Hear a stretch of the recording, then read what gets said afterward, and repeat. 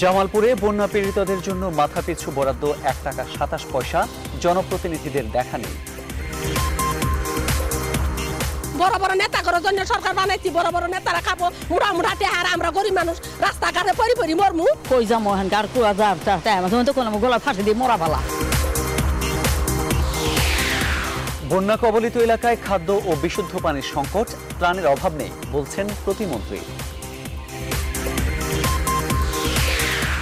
বাংলাদেশ আজ সারা বিশ্বের কাছে উন্নয়নের বিস্ময়, সংসদে বলেছেন প্রধানমন্ত্রী।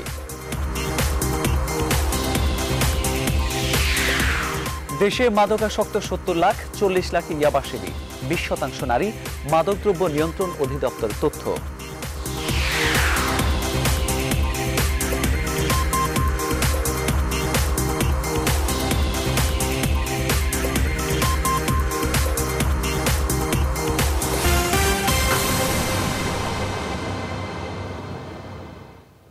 স্বাগত নিউজ 24 সংবাদে, আপনাদের সাথে আছে মামুন উর রশিদ। দেখছিলেন সংবাদ শিরোনাম। জামালপুরে 1,72,000 বন্যা পীড়িত মানুষের জন্য বরাদ্দ মাত্র 2,20,000 টাকা, মানে মাথাপিছু 1 টাকা 27 পয়সা। চাল বরাদ্দ 100 মেট্রিক টন, শুকনো খাবার 2,000 প্যাকেট, অর্থাৎ মোট চাহিদার মাত্র 0.01 ভাগ। চাহিদার বিপরীতে যোগানের অনুপাত ক্ষুব্ধ করেছে আক্রান্ত মানুষদের। উপরন্তু অভিযোগ, উপদ্রুত মানুষের পাশে নেই স্থানীয় জনপ্রতিনিধিরা। শেখ জালালের ক্যামেরা জামালপুর থেকে আশিকুর রহমান শ্রাবণের প্রতিবেদন, সঙ্গে ছিলেন তানভীর আজাদ মামুন। পিচ ঢালা পথে অটোরিকশা কিংবা ভ্যানের বদলে নৌকায় ভরসা, কারণ জামালপুরের বন্যা দুর্গত এলাকায় কাঁচা পাকা মিলিয়ে 90 কিলোমিটার রাস্তা যমুনা আর ব্রহ্মপুত্রের দখলে। বলিয়াদহ, সিংভাঙ্গা, পূর্ব ভাবনা সহ বেশিরভাগ এলাকার অধিকাংশ রাস্তা ভেঙে গেছে। তাই দূরত্ব যতই হোক পানি ডিঙিয়ে হাঁটা ছাড়া উপায় নেই। তাই বাবার কাঁধি সন্তানের বাহন, বয়স্কদের সম্বল ছেলের হাত। উপদ্রুত এলাকার বাড়িগুলো দ্বীপে রূপ নিয়েছে। সেখানে ভেলা কিংবা নৌকা ছাড়া যাবার কোনো বিকল্প নেই। নৌকা থেকে নেমে ঘর পর্যন্ত পৌঁছাতেও নানা বিপত্তি। সেখানকার পানিবন্দী মানুষগুলো ভালো নেই। ভাতের বদলে চিঁড়াই প্রধান খাবার। 2 দিন চিরা খায় থাকবে নাকছে, তাও আনমুজে কি দিছি অবধি নেই, কামাই নেই কি জানে। কোনো সাহায্য পাইছেন? না জানা কিচ্ছু না।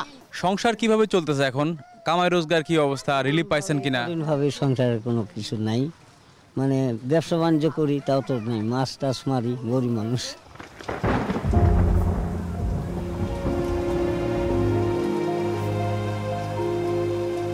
নিচে পানি, আবার আকাশ থেকে দিনের বেশিরভাগ সময়ই ঝরছে আষাঢ়ের বৃষ্টি। তাই শুকনো কাপড়ের অভাবে খালি গায়ে ভেজা ছাড়া উপায় নেই কারো। বৃষ্টি আর বন্যায় অনেকের ঘরও ভেঙেছে। খালি আমরা বড় বড় নেতা করার জন্য সরকার বানাইছি, বড় বড় নেতারা খাবো মুড়া মুড়া টেহার, আমরা গরিব মানুষ রাস্তাঘাটে পরি পরি মরমু। কই যাবো এখানকার কুয়া তো কোনো গলা ফাঁসি দিয়ে মরা ফেলা। অসহায় মানুষগুলো শুধু ঘরই হারায়নি, নষ্ট হয়েছে 2,867 হেক্টর জমির ফসল, বন্ধ হয়েছে 161টি শিক্ষা প্রতিষ্ঠান, ঘর ছাড়া হয়েছে প্রায় 70,000 মানুষ। বাড়ির উঠোনে নৌকা চলে, ঘরে ঘরে অভাব, ভাত নেই, চিড়া খেয়ে থাকতে হচ্ছে 2 থেকে 3 দিন পর্যন্ত। এই অবস্থা জামালপুরের বন্যা দুর্গত মানুষজনের। তারা প্রশ্ন করছেন, ভোটের আগে যখন জনপ্রতিনিধিরা ঘরে ঘরে এসে এভাবে মানুষজনদের কাছে ভোট চায়, ঠিক ভোট ফুরিয়ে গেলে যখন তারা নির্বাচিত হন তখন তারা কেন দূরে দূরে থাকেন? এবং এর সঙ্গে তারা এই প্রশ্ন করছেন যে সামনে বছর তারা আসলে কি নিয়ে দাঁড়াবেন জনগণের সামনে, যে আমাকে ভোট দিন বা আমাকে নির্বাচিত করুন। এই প্রশ্ন আমার নয়, এই প্রশ্ন জামালপুরের দুর্গত মানুষজনের। আশিকুর রহমান শ্রাবণ, নিউজ 24, ইসলামপুর, জামালপুর। উত্তরাঞ্চলে বন্যা পরিস্থিতির আরও অবনতি হয়েছে। বিভিন্ন পয়েন্টে আজও বেড়েছে নদ নদীর পানি। সিরাজগঞ্জে যমুনার পানি 61 সেন্টিমিটার, জামালপুরে বাহাদুরাবাদ পয়েন্টে ব্রহ্মপুত্রের পানি বিপদসীমার 76 সেন্টিমিটার, কুড়িগ্রামে ব্রহ্মপুত্রের পানি 32 সেন্টিমিটার এবং ধরলার পানি 25 সেন্টিমিটার উপর দিয়ে বইছে। প্রতিনিধিদের তথ্য ছবিতে বিস্তারিত দেখুন ডেস্ক রিপোর্টে। ধরলা এবং তিস্তার পানি বেড়ে যাওয়ায় কুড়িগ্রামে বন্যা পরিস্থিতির আরও অবনতি হয়েছে। নতুন করে প্লাবিত হয়েছে কয়েকটি গ্রাম। এই কারণে ভোগান্তি বেড়ে গেছে পানিবন্দী মানুষের। আমি মনে করি বের উপায় মনে করি ঘরে ঘরে আমি পড়ি আছি, অনাহারি, খাওয়া দাওয়ার কোনো আমার উপায় পাই না, ভাত চাল করবে পাই না। বাড়ি ঘর তলাইছে, আমার খাওয়া দাওয়া নাই, আমার সরকারের মধ্যে যাবানছি, ছাগল ভেড়া নিচ্ছি, সরকার জমা মাঠ তলে গেছে। পোয়াল কিনি কিভাবে খাওয়ামো, কিভাবে চলবো আমরা গিয়ে আল্লাহ সারা জানে খুব কষ্টে আছি আমরা। পরিস্থিতি মোকাবেলায় যথেষ্ট প্রস্তুতির দাবি জেলা প্রশাসনের। পর্যাপ্ত পরিমাণ ত্রাণ রয়েছে এবং প্রয়োজনের ভিত্তিতে আমরা ত্রাণ সরবরাহ করছি। যার নিড তৈরি হচ্ছে, যার প্রয়োজন রয়েছে সেখানে আমরা পৌঁছে যাচ্ছি। লালমনিরহাটে তিস্তার পানি কিছুটা কমলেও বেড়ে গেছে ধরলার পানি। বানের পানিতে ধসে গেছে আদিতমারি উপজেলার নদী রক্ষা বাঁধের 400 মিটার। ফলে নতুন নতুন এলাকা প্লাবিত হওয়ার আতঙ্কে উপজেলাবাসী। এদিকে ক্ষতিগ্রস্ত অনেক এলাকায় এখনও সরকারি ত্রাণ পৌঁছায়নি। আমরা শহরের মানুষ, আমরা খুব অসহায় আছি, আমাদের হাঁটু পানি, আমরা খানা পাইতেছি না। বহু বাচ্চা নিয়ে উঁচু জায়গায় অবস্থান করছি, কেউ আমাদের সাহায্য সহযোগিতা করে নাই, এমনকি সরকারি অনুদান আমরা এখন পর্যন্ত পাই নাই। তবে ত্রাণ সামগ্রীর কোনো অভাব নেই জানালেন জেলা প্রশাসক। পর্যাপ্ত ত্রাণ সামগ্রী জেলা প্রশাসনের কাছে মজুদ রয়েছে। ইতিমধ্যে প্রায় 5 লক্ষ টাকা এবং 100 মেট্রিক টন চাল আজই বরাদ্দ পাওয়া গেছে। গাইবান্ধায় সার্বিক বন্যা পরিস্থিতির আরও অবনতি হয়েছে। বেড়েছে ব্রহ্মপুত্র ও ঘাঘট নদীর পানি। রাস্তাটা ডুবিয়া গেছে, সেজন্য আমি স্কুলে যেতে পারছি না, সেটা আমার পড়া নষ্ট হচ্ছে। হাঁটা লাগে, হাফ প্যান্ট পরে যাওয়া লাগে বা কোনো কিছু ভিজে আসা লাগে, একদম বাড়ি পিছনে। এদিকে জামালপুরে ব্রহ্মপুত্রের পানি বেড়ে যাওয়ায় তলিয়ে গেছে নতুন নতুন এলাকা। সিরাজগঞ্জে বেড়ে গেছে পানিবন্দী মানুষের দুর্ভোগ। তবে পরিস্থিতির উন্নতি হয়েছে মৌলভীবাজার ও সিলেটে। কমতে শুরু করেছে সুরমা ও কুশিয়ারার পানি। গত 3 মাসেরও বেশি সময় ধরে মৌলভীবাজার 5 উপজেলায় 3 লাখের বেশি মানুষ পানিবন্দী। বেশিরভাগ কৃষকই হারিয়েছেন ফসল, বানের জলে ভেসে গেছে মাছ। অন্য পেশাজীবীদের অনেকে হারাচ্ছে জীবিকা। খেয়ে না খেয়ে মানবেতর দিন কাটছে তাদের। কামাল হোসেনের ছবিতে মৌলভীবাজার প্রতিনিধি সৈয়দ বয়তুল আলীকে সঙ্গে নিয়ে আলোচনা আছেন মাফিয়া মুক্তা। বন্যায় নাকাল মৌলভীবাজারের 55,000-এরও বেশি পরিবার। দীর্ঘ সময় ধরে পানিবন্দী হয়ে থাকায় দেখা দিচ্ছে খাদ্য সংকট, থমকে আছে জীবিকা। ফসল হারিয়ে দিশেহারা কৃষক। নষ্ট হয়েছে 5,643 হেক্টর জমির ফসল, আর মাছও ভেসেছে বন্যার পানিতে। সব হারিয়ে তাই পানির মাঝেই কাটছে তাদের অনেকের জীবন। আগে কৃষিকাজ করতাম, এখন কৃষিকাজ তো ওটাই পানি যা আছিল পয়সা পয়সা খায়া সব শেষ। মানুষ অভাবে আছে, তাই মাছ কাছ ধরতেছি, মাছ কাছ বিক্রি হয় না আগের মতো, অনেক অভাবে আছে। ওখান তো বর্ষা দিনে পানিয়ে সব বাড়িঘর সব বুড়াইয়া নিচে ইয়ে করিয়া, ওখানে আমরা কোনো কাম কাজও নাই, কিছু নাই, চলার কোনো ব্যবস্থা নাই। কাজ না থাকায় চরম অর্থ সংকটে তারা। ও ওনারে মরতেছে কোন বাচ্চা খাইছে, একটু তো খাইছেও না, বাচ্চা খাইছে ওন লইয়া ও মাছ বেশিয়া চাউল লিলে বাচ্চা খাইতো। এখন কাম কাজ নাই, পানি তো সব কিছু লইয়া গেছে, খেত গেছে সব লইয়া গেছে, আমরা কিছু করার নাই। কাম কাজও নাই, রীতিমতো খেয়ে কাম দিবে, আর কাম খেয়ে করবে, এই পরিস্থিতি আমরা আছি। আগে খুব কষ্টর বিনিময়ে চলতেছি আমরা। মৌলভীবাজারের নিম্নাঞ্চলই নয়, সদরের বিভিন্ন এলাকা সহ প্রধান সড়কগুলো রয়েছে পানির নিচে। ফলে কাজ হারিয়ে বন্দী হয়ে আছেন লাখো পেশাজীবী। তারা বলছেন আয়ের কোনো পথই খোলা দেখছেন না। যা সবজি ফেলাইছি চিন্তা করে আপনারা দেখো গা গিয়া বাইরেছে, ও আমার ঘরে দিয়ে দেখো গা বাইরেছে। এটা তো আর রোডও ফেলা যায় না, এটা তো বাইরে টাকার জিনিস নষ্ট হয়ে গেছে। আমাদের দোকানপাট সব পানি, রাস্তাঘাট বুলাইল, মানুষ আইতে পারে না দোকানও। এটা আমরা খুব সমস্যার মাঝে আছি। ডেইলি 10,000 টাকার মতো বিক্রি হইতো, বর্তমানে তো 2-2.5 টাকার উপরে আর বিক্রি হইতেছে না। জেলায় ছোট বড় মিলিয়ে মোট হাট বাজার রয়েছে 150টি, যার অধিকাংশই প্লাবিত হয়েছে। মাফিয়া মুক্তা, নিউজ 24, মৌলভীবাজার। দুর্যোগ ব্যবস্থাপনা ও ত্রাণমন্ত্রী মোফাজ্জল হোসেন চৌধুরী মায়া জানিয়েছেন, ভারী বর্ষণের সঙ্গে উজান থেকে নেমে আসা ঢলে সৃষ্ট বন্যায় দেশের 13টি জেলার 45টি উপজেলা প্লাবিত হয়েছে। এতে ক্ষতিগ্রস্ত হয়েছেন প্রায় 6.5 লাখ মানুষ। সকালে সচিবালয়ের সিলেট, মৌলভীবাজার ও উত্তরাঞ্চলের বন্যা পরিস্থিতি নিয়ে আয়োজিত এক সংবাদ সম্মেলনে এই তথ্য জানান তিনি। ত্রাণের কোনো ঘাটতি নেই উল্লেখ করে মন্ত্রী বলেন, বন্যা কবলিত এলাকার মানুষের জন্য মন্ত্রণালয়ের পক্ষ থেকে এরই মধ্যে 4,000 মেট্রিক টন চাল, 1,09,00,000 টাকা ও শুকনো খাবার বরাদ্দ দেওয়া হয়েছে। ক্ষতিগ্রস্তদের দ্রুত আশ্রয়কেন্দ্রে নেওয়ার ব্যবস্থা করা হয়েছে বলে জানান ত্রাণমন্ত্রী।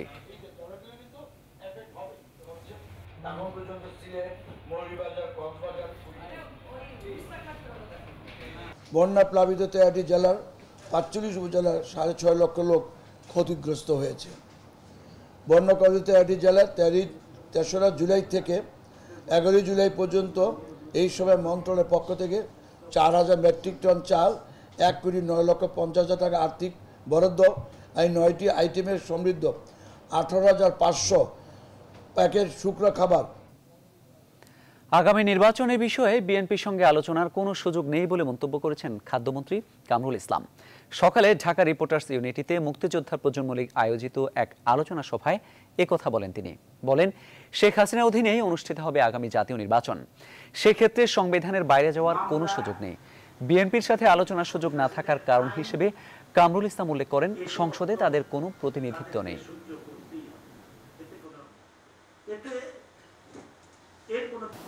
আজকে তারা একসময় সহায়ক সরকারের কথা বলেন, একসময় তত্ত্বাবধায়ক সরকারের কথা বলেন, এক সময় লেভেল প্লেইং ফিল্ডের কথা বলেন, এক এক সময় এক এক নেতা এক এক রকম কথাবার্তা বলছেন। আজকে এক নেতা বলেছেন যে আন্দোলনের ঝড় বইয়ে দেবেন যদি আপোষ না হয়, যদি মীমাংসা না হয়। আলোচনা কিসের মীমাংসা হবে, কিসের আপোষ হবে, কিসের সংলাপ হবে, কি আলোচনা হবে?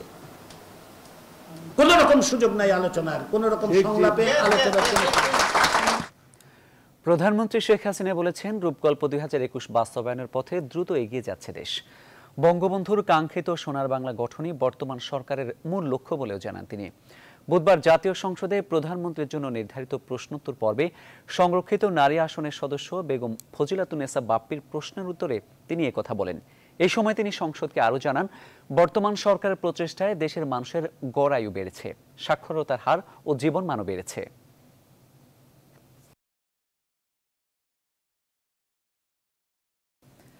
বাংলাদেশ ও স্পেনের মধ্যে সুসম্পর্ক আরও জোরদার করতে চায় বাংলাদেশ, বাড়াতে চায় ব্যবসা বাণিজ্য।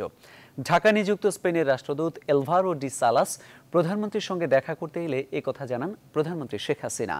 এই সময় স্পেনের রাষ্ট্রদূত বলেন, চট্টগ্রামে স্পেনের একটি কনসুলেট খুলতে চায় তার দেশ। রাষ্ট্রদূত জানান, স্প্যানিশ ভাষায় বঙ্গবন্ধুর অসমাপ্ত আত্মজীবনী অনুবাদের কাজ চলছে, শিগগিরই এর প্রথম সংস্করণ বের হচ্ছে। বলেন, বাংলাদেশের সঙ্গে সম্পর্ককে সবসময় গুরুত্ব দেয় স্পেন। বৈঠকে দুই দেশের সহযোগিতার ক্ষেত্র আরও বাড়ানোর উপর গুরুত্ব দেন প্রধানমন্ত্রী শেখ হাসিনা। পরে তথ্য কমিশনের প্রধান তথ্য কমিশনারের নেতৃত্বে একটি প্রতিনিধি দল দেখা করেন প্রধানমন্ত্রীর সঙ্গে। এ সময় তথ্য কমিশনের 2016 সালের বার্ষিক প্রতিবেদন তুলে দেওয়া হয় প্রধানমন্ত্রীর হাতে।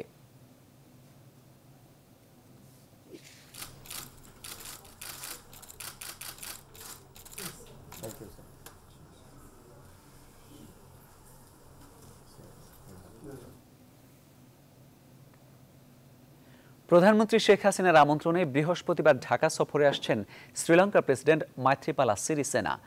প্রেসিডেন্টকে বেলা 11:30টায় স্বাগত জানাবেন রাষ্ট্রপতি মোহাম্মদ আব্দুল হামিদ। পররাষ্ট্র প্রতিমন্ত্রী মোহাম্মদ শাহরিয়ার আলম বুধবার পররাষ্ট্র মন্ত্রণালয়ে এক প্রেস ব্রিফিংয়ে একথা জানান। 3 দিনের সরকারি সফরে 13 জুলাই থেকে 15 জুলাই পর্যন্ত শ্রীলঙ্কার প্রেসিডেন্ট বাংলাদেশে অবস্থান করবেন। দ্বিপক্ষীয় বৈঠক করবেন রাষ্ট্রপতি মোহাম্মদ আব্দুল হামিদ ও প্রধানমন্ত্রী শেখ হাসিনার সঙ্গে। পররাষ্ট্র প্রতিমন্ত্রী বলেন, এই সফরে দুই দেশের মধ্যে 10টির বেশি চুক্তি স্বাক্ষরিত হবে। শ্রীলঙ্কার সঙ্গে বাণিজ্য চুক্তি স্বাক্ষরের প্রস্তাব দেওয়া হবে, যা কোনো দেশের সঙ্গে হয়ে ওঠেনি। বর্তমানে দেশটির সঙ্গে বাণিজ্য $80 মিলিয়ন। স্বাভাবিকভাবেই একটা সময় বাড়তি লেগে যায়। সফরের সবচেয়ে গুরুত্বপূর্ণ অংশ হিসেবে 14 জুলাই 2017 তারিখে দুই দেশের রাষ্ট্রপতি প্রধানমন্ত্রী পর্যায়ে আনুষ্ঠানিক দ্বিপাক্ষিক বৈঠক অনুষ্ঠিত হবে। এই বৈঠকে দুদেশের স্বার্থ সংশ্লিষ্ট দ্বিপাক্ষিক বিষয়াবলী যেমন বাণিজ্য, বিনিয়োগ, কৃষি, মৎস্য, উপকূলীয় জাহাজ চলাচল, শিক্ষা, তথ্য প্রযুক্তি যথা বাংলাদেশ ও শ্রীলঙ্কার মধ্যে কৃষিক্ষেত্রে সহযোগিতা, উচ্চশিক্ষা, উপকূলীয় জাহাজ চলাচল, কূটনৈতিক ও অফিসিয়াল পাসপোর্টধারীদের ভিসা অব্যাহতি ও অ্যাপারেল ইনস্টিটিউটের মধ্যে সহযোগিতার স্মারক স্বাক্ষরের কথা রয়েছে। সিটি কর্পোরেশন এবং একাদশ জাতীয় নির্বাচনকে সামনে রেখে নির্বাচন কমিশনারদের অজান্তেই মাঠ প্রশাসনের পরিবর্তন সুদূর প্রসারী ষড়যন্ত্রের অংশ বলে অভিযোগ করেছে বিএনপি। দুপুরে নয়াপল্টনে দলের কার্যালয়ে সংবাদ সম্মেলনে এই অভিযোগ করেন দলের সিনিয়র যুগ্ম মহাসচিব রুহুল কবির রিজভী। নিজের দলের নেতাদের চাপে অর্থমন্ত্রী এখন সুইস ব্যাংকে অর্থ পাচারের কথাও অন্য খাতে নিচ্ছেন, এমন অভিযোগও করেন বিএনপির এই নেতা।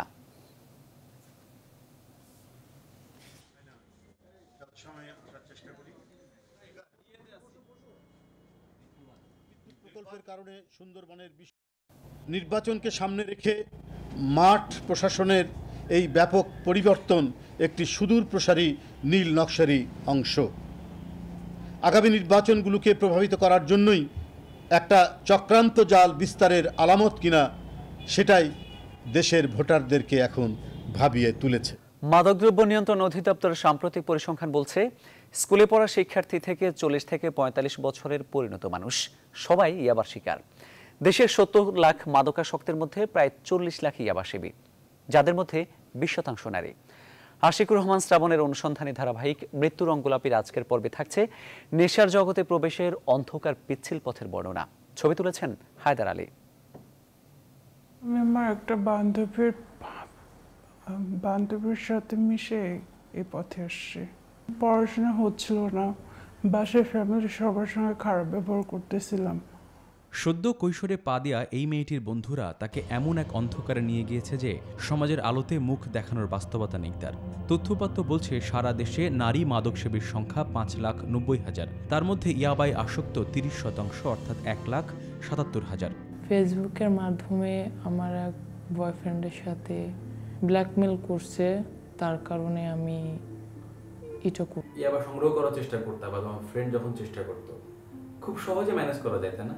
হ্যাঁ, যায়। এর থেকে বেরোনোর কোনো পথ পাইছিলাম না, একমাত্র আত্মহত্যা ছাড়া। তারপরও আমি কি করব নিজেই জানি না।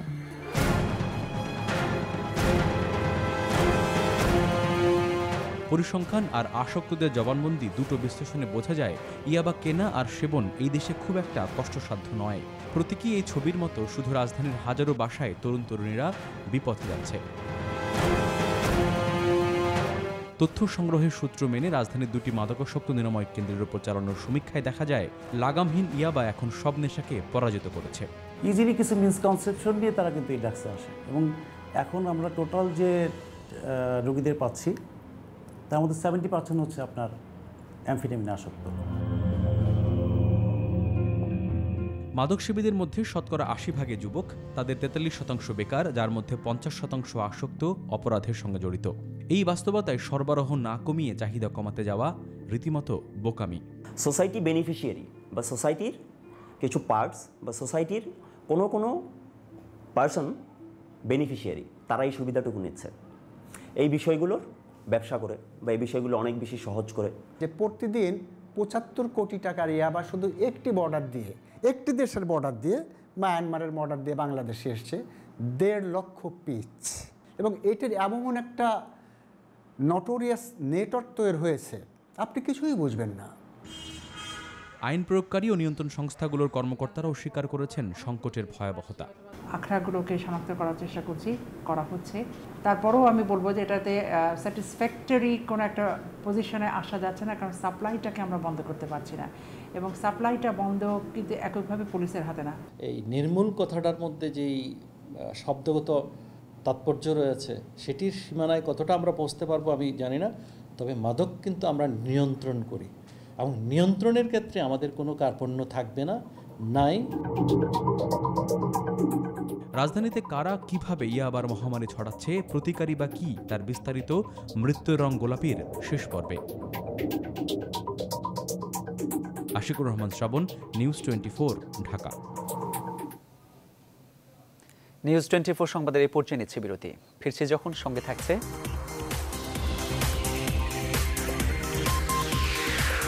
আগামী এপ্রিল থেকে মহেশখালী এলএনজি টার্মিনাল দিয়ে গ্যাস আমদানি শুরু, জানিয়েছেন প্রতিমন্ত্রী।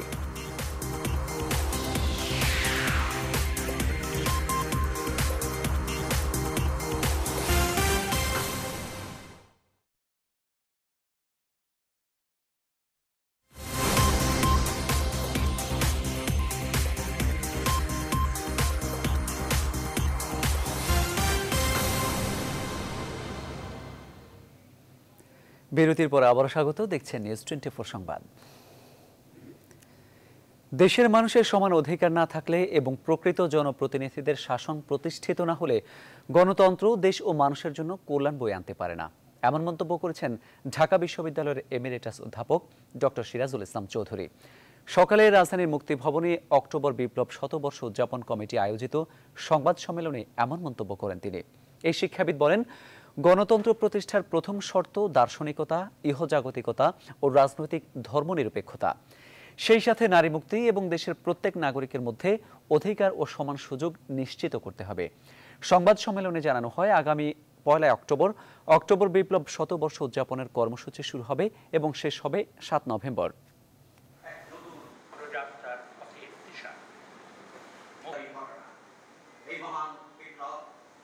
গণতন্ত্র প্রতিষ্ঠার প্রথম শর্ত হচ্ছে দার্শনিক গৃহজাগতিকতা ও রাজনৈতিক ধর্মনিরপেক্ষতা। গণতন্ত্র কখনোই গণতান্ত্রিক হবে না যদি না নাগরিকদের ভেতর অধিকার ও সুযোগের সাম্য থাকে, ক্ষমতার বিকেন্দ্রীকরণ ঘটে এবং সর্বত্র প্রকৃত জনপ্রতিনিধিদের শাসন প্রতিষ্ঠিত হয়। এবার ফার্স্ট সিকিউরিটি ইসলামী ব্যাংক অর্থ বাণিজ্যের সংবাদ।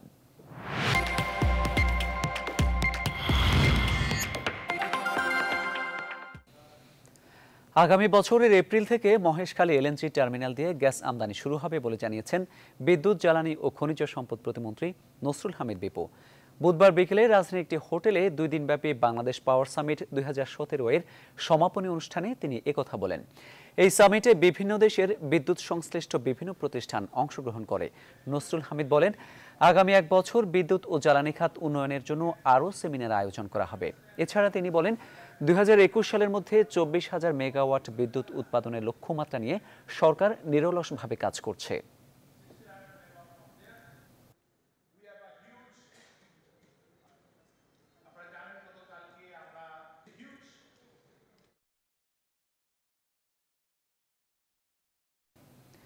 ভোগ্যপণ্যের সবচেয়ে বড় পাইকারি বাজার চট্টগ্রামের চাকতাই, খাতুনগঞ্জ, আসাদগঞ্জ।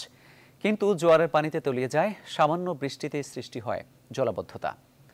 এ কারণে বড় ক্ষতির মুখে পড়েন ব্যবসায়ীরা। তবে শিগগিরই এ সমস্যার সমাধানের আশ্বাস দিয়েছেন সিটি মেয়র। নয়ন বৌরাজয়ের তথ্যচিত্রে ডেস্ক রিপোর্ট। সবচেয়ে বড় ভোগপণ্যের পাইকারি বাজার চট্টগ্রামের খাতুনগঞ্জ, আসাদগঞ্জ ও চাকতাই। প্রতি মাসেই জোয়ারের পানিতে তলিয়ে যায় বিভিন্ন সড়ক ও ব্যবসা প্রতিষ্ঠান, আর পানিতে নষ্ট হচ্ছে শত কোটি টাকার পণ্য। সিটি কর্পোরেশন খাল খনন ও কর্ণফুলী ড্রেজিং না করার কারণেই এমন পরিস্থিতি, অভিযোগ ব্যবসায়ীদের। সমস্যা সমাধানে পরিকল্পিত উদ্যোগ নেওয়ার দাবি তাদের। প্রতি বছর তো আপনার শত কোটি টাকা আমরা লোকসান দিয়ে থাকি, এই বছর অবশ্যই আরও বেশি দিয়েছি। আমাদের বারবার দাবি হচ্ছে কর্ণফুলীকে ড্রেজিং করা হোক।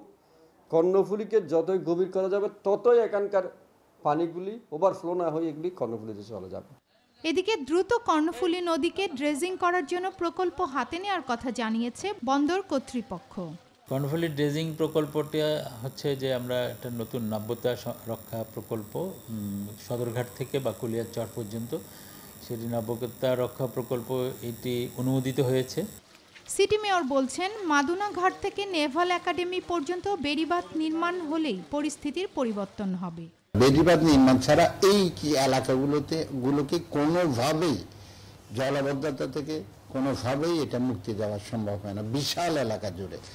চাকতাই, খাতুনগঞ্জ, আসাদগঞ্জে জলাবদ্ধতা নিরসনে সিটি কর্পোরেশনের মাস্টার প্ল্যান বাস্তবায়নের তাগিদ নগর পরিকল্পনাবিদদের। জোয়ারের সময় পানি যেন প্রবেশ করতে না পারে, প্রবেশ করলেও সে যেন দ্রুত নামতে পারে, সেই জিনিসগুলি মাথায় রাখতে হবে। নিউজ 24 সংবাদে নিচ্ছে আবারও বিরতি। ফিরছে যখন, সঙ্গে থাকছে ভারত মহাসাগরের জিবুতিতে চীনের সামরিক ঘাঁটি স্থাপনের পরিকল্পনায় উদ্বিগ্ন ভারত।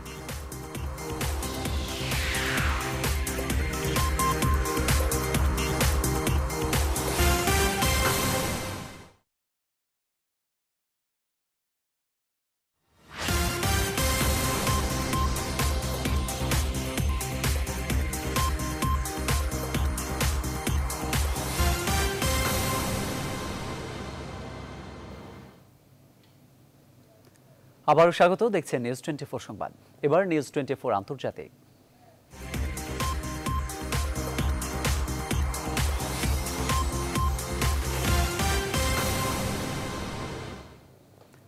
ভারত মহাসাগরের উত্তর পশ্চিম প্রান্তের জিবুতিতে চীনের সামরিক ঘাঁটি স্থাপনের পরিকল্পনায় উদ্বিগ্ন ভারত। কৌশলগতভাবে গুরুত্বপূর্ণ ওই এলাকায় চীনা নৌঘাঁটি নির্মাণে বেজিংয়ের ক্ষমতা আরও বেশি প্রতিফলিত হবে বলেও মনে করছে দেশটি। তবে একে সরবরাহ স্থাপনা বলে উল্লেখ করে বেজিং জানায়, আঞ্চলিক শান্তি রক্ষায় এই পদক্ষেপ নিয়েছে তারা। দেশের বাইরে চীনের প্রথম সামরিক ঘাঁটি স্থাপন করতে আফ্রিকার সিং নামে পরিচিত অঞ্চলের দেশ জিবুতির পথে রওনা হয়েছে চীনের সামরিক বাহিনীর সদস্যরা। চীনের রাষ্ট্রীয় বার্তা সংস্থা সিনহুয়া জানিয়েছে, চীনের সামরিক বাহিনীর সদস্যদের বহনকারী কয়েকটি জাহাজ দেশ ছেড়ে জিবুতির পথে রয়েছে। মহাসাগরের উত্তর পশ্চিম প্রান্ত নিউজ 24 সংবাদ শেষ করার আগে শিরোনামগুলো জানিয়ে দিচ্ছি আরেকবার।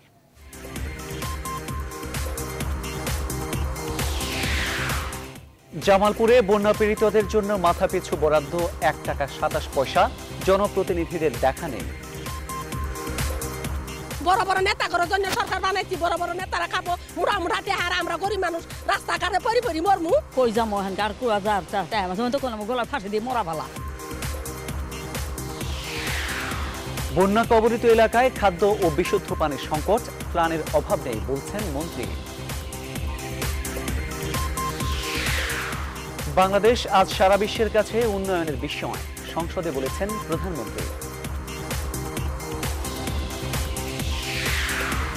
দেশে মাদকাসক্ত 70 লাখ, 40 লাখ ইয়াবা সেবী, 20% নারী, মাদকদ্রব্য নিয়ন্ত্রণ অধিদপ্তরের তথ্য। এই ছিল এখনকার মতো, এরপর দেখবেন নিউজ 24 স্পোর্টস। সঙ্গে থাকার জন্য সবাইকে ধন্যবাদ।